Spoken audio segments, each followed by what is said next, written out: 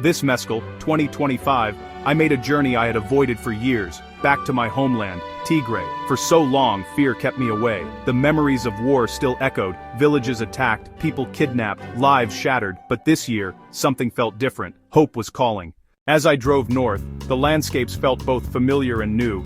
The same mountains, the same fields, yet filled with a new stillness. I had heard that the Eritrean soldiers had withdrawn back to their borders, that the kidnappers and bandits were gone, many now in prison.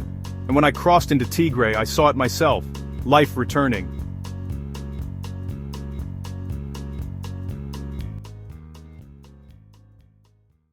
In Zalambessa, once a town of fear, I found peace. Families reunited, shops open again, children laughing. I joined a group of locals for lunch, injera, sabi, and stories of recovery. Some diaspora Tigrayans were there too, back from mescal after years away. As I tasted the food, my fear disappeared. Zalambessa was alive again. From there, I continued to Adigrat, a city once scarred by war, now healing. Something special awaited me there, a meeting of diaspora Tigrayans gathering to reconnect, remember, and rebuild.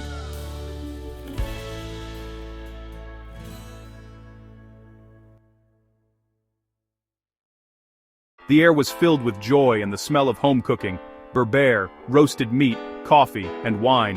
There was laughter, songs, and stories from faraway lands. But as the evening went on, the conversation turned deep, to history, and the painful road that brought us here.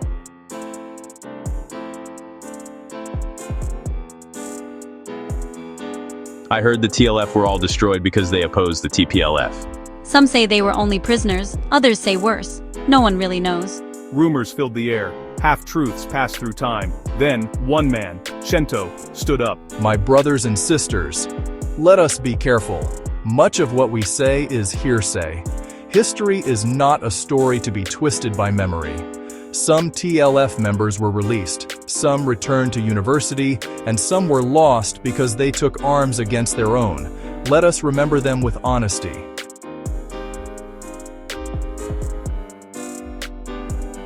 He reminded us that many had faced impossible choices. He told the story of a young man from the Harar Military Academy, captured by the EDU, forced to train their fighters. In the end, they killed him out of fear and mistrust.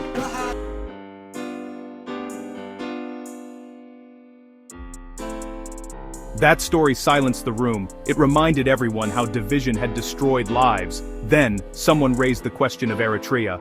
We can't survive alone.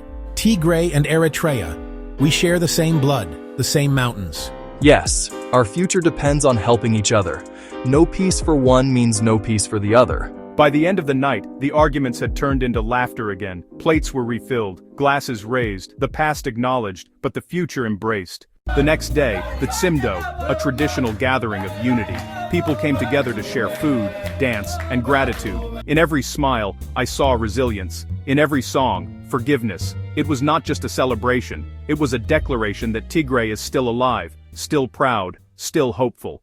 To the world outside, Tigray is still seen through headlines, war, hunger, displacement, but I've seen something else, peace. I've walked its streets, shared its food, and heard its laughter. The fear that once haunted me is gone. In its place stands hope. Fragile, yet powerful. This mescal, I didn't just find the true cross. I found truth itself, that peace is possible, and home is always worth returning to.